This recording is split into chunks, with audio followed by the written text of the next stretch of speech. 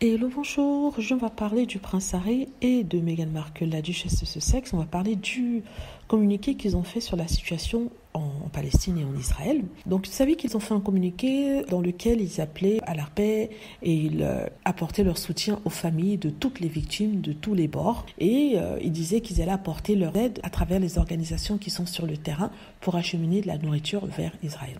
Donc, ce communiqué semble avoir énervé certaines personnes.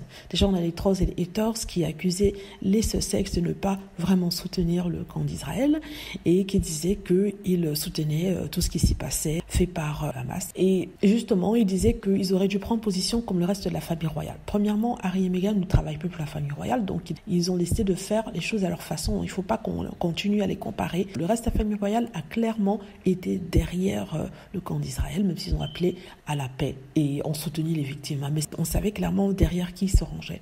Les Sussex, c'était tout autre. Ils ont pris parti pour personne.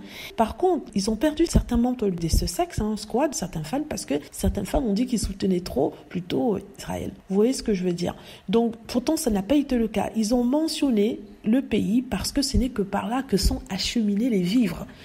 Pour aller vers, par exemple, la Palestine, il n'y a pas d'autre moyen que de passer par Israël. Et c'est là-bas qu'on doit donner les vivres. Donc, certains fans de ce sexe, si ce sont vraiment des vrais, parce qu'il y a certains haters qui se font passer pour eux et qui disent qu'ils arrêtent d'être des fans de ce sexe. Mais personnellement, j'ai compris ce que Harry et Meghan voulaient dire et qu'ils voulaient être en soutien avec les deux côtés et ne pas prendre parti parce qu'il est très important de ne pas le faire. On ne va pas escalader les choses parce que l'escalade, ça veut dire plus de morts. Aussi simple que ça. Donc, je suis derrière Harry et Meghan. Ils ont tout compris. Alors que la famille royale fasse quelque chose ou fasse autre chose, c'est leur problème, ça les regarde. La preuve, le prince Charles s'est distancié en disant que, en fait, ce communiqué qui a été publié ne vient pas directement de lui, mais plutôt de son cabinet de communication. Ce qui semble étrange. Il dit qu'il va communiquer personnellement sur les événements plus tard. Il essaie de voir comment la situation va se décanter. Donc, c'est une façon de dire, ah oui, en fait, je devais sortir ce communiqué pour soutenir ceci, mais en fait, non, c'est pas vraiment mon opinion personnelle. Je donnerai une opinion personnelle